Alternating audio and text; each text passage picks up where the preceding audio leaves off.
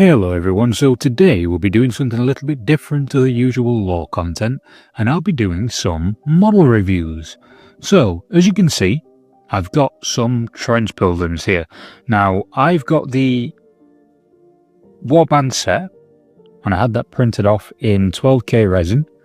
At the moment, I'm not entirely sure what the printer was, but I am trying to find out for you, and I'll drop it in the comments below when I can, for those that will be curious. But yeah, so in the set you get 4 of these Trench Pilgrim bodies. You also get a War Prophet,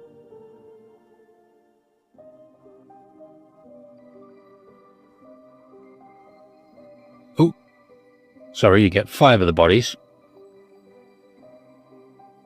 You get a Communicant. Let me just see if I can focus that in there. There we go. Pull that off to the side. The model that for some reason everybody really likes, and I can't think why. The Stigmatic Nun with barely any armour.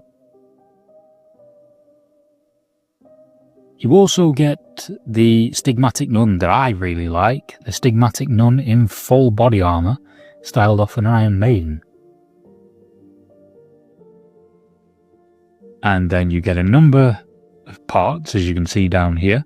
A couple of guns, so the rifle arms, iron capriotes, and tilt shields.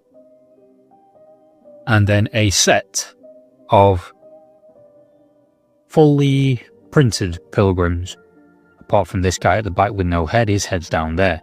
So let's set these to one side and let's start talking through a few models. So the Trench Pilgrims I'll start off with. So I'll pick the guy that I had at the start of the video. Now, as you can see here, it's quite nice quality. It's quite nicely rendered. For those of you that are curious, for the comparison to a boltaction mini, if I just get a German Fallschirmjäger, put them side by side there, you can see that the Fallschirmjägers are about the same height, but with the iron capriotes on, they would be a fair bit bigger. So fans of bolt action, you'll be used to that scale. Next to an old school Firstborn Space Marine, they're about the same size with the iron capriotes. And if I just get down here a Primaris, I'm currently building some inner circle companions for a commission. They're quite a bit smaller than the Primaris. So fans of old hammer and fans of bolt action will probably be at home with this scale. But I'll be releasing some videos on how to paint them soon, so you'll be able to follow along with those. And if you're not sure how to paint this scale of miniature, hopefully they'll be helpful. Now, in terms of the size though, the Communicant stands a fair bit taller than a Primaris, and I'll move on to this one next. It's a very nice model. Very, very nicely detailed. I like all the little scars on it, and the different textures are going to be quite fun to paint. I'll again be releasing a painting video on this. What we'll be covering is rusted metals for the mace, and we'll also be covering probably played skin tones and sort of weeping flesh, something that's damaged and injured. Speaking of weeping flesh, everyone's favourite Stigmatic Nun. So I really like these miniatures for the simplicity that a lot of them have.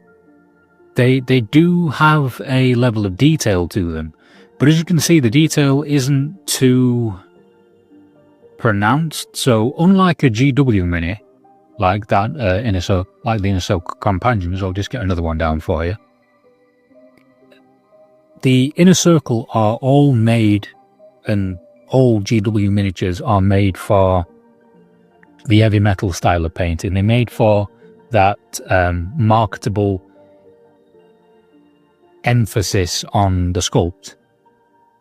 Whereas I think that the Trench Pilgrims and the Trench Crusade miniatures are more of the sort of artistic license type sculpts. Yes, they're nicely detailed, but not every single detail either needs to be or can be picked out. And I think that's quite a strength of these, because it gives you more artistic license. You're not pushed into one style of painting. Another good example there is that Stigmatic Nun. So she has a lot of detail on it, a lot of the armour plates, but although they're quite ridged and they're quite pronounced, you don't really have a lot of room to be doing edge highlights on these. If you've got very fine brush skills and very fine motor control, yes, more than likely you probably can. But what these are made for, more or less, I would say, is giving you the license to go, well, I like this, I'm going to do it this way. This sword broke off, and I'm going to talk about the quality of the sculpts in a moment. Because there are a few issues, I think, but some people may disagree with me. So I'll actually be replacing that for a whip, because the flails and scourges help you in combat by making it easier for it to hit by giving you +1 dice. So with me running the Procession of Sacred Affliction, I really want my guys to be able to get in there and really mess stuff up. Speaking of messing stuff up, the War Prophet with the anti-tank hammer. Now, this is a perfect example of what I was talking about with the detail of the sculpts, with all those bells, the different textures, etc, etc. But also, this anti-tank hammer perfectly shows what I'm talking about with the design of them. So if you compare that to even a bolt action minute, so again, if I look at the Fallschirmjäger's weapons, these are in hard plastic, they're very sturdy. Now often resins can be quite flexible, which really helps for the transportation of them. It also stops them getting damaged a little, but leads to this warping effect more. So I'm probably going to replace this. I'm going to replace a couple of other things on them, because again, for people who are fans of the Tales of a War Prophet series, this is going to be the new version of O'Malley. And I need to replace the head on this, because O'Malley is male. But I'll be doing that in another video. So, moving on then to the Communicant again. I just want to talk about this. So if this is your first time in buying resin miniatures, if it's your first time experiencing resin miniatures, you want to make sure that you wash them when you get them, just so that any residue, anything left behind from the printing process, if they're not quite cured, it's all taken away, it's off your hands, you're not going to be breathing in fumes or anything like that. I mean, they're by no means going to be life-threatening if you've just got a miniature with a bit of resin still on it, but it is an irritant. It can cause a few issues, so please be careful of that. What I would say is warm soapy water, just give them a wash. And also make sure the water is draining out of these holes in the bottom. Now, there aren't a lot of the miniatures with these holes in the bottom from what I've seen, but it tends to be the bigger models from the Communicant and up, and the character models, like the War Prophet. As you can see there's still a bit of water left in that. Now, this posed some issues when the prints were first released, because they were beginning to get resin traps. What was happening is uncured resin was staying in these gaps, or in some of the cavities inside the hollow mini, and that can lead to it gassing off and cracking the mini, or damaging it in some way. That's since been fixed, or it is currently in hand with the Trench Crusade team, and they are going through the STLs and fixing them and making sure they are QCing them. But yeah, that's just another thing to be wary of. So make sure you're thoroughly cleaning the minis down with some warm soapy water. Just leave them in there to bath in it for a while. And also just helps with the painting of them, because it removes anything on them that may be a barrier to you painting your minis. So any fluff or dust that might have collected on them in transit, or anything that may have gathered on them while they were printing, that gets taken away and you're left with this smooth surface that you can easily apply paint to.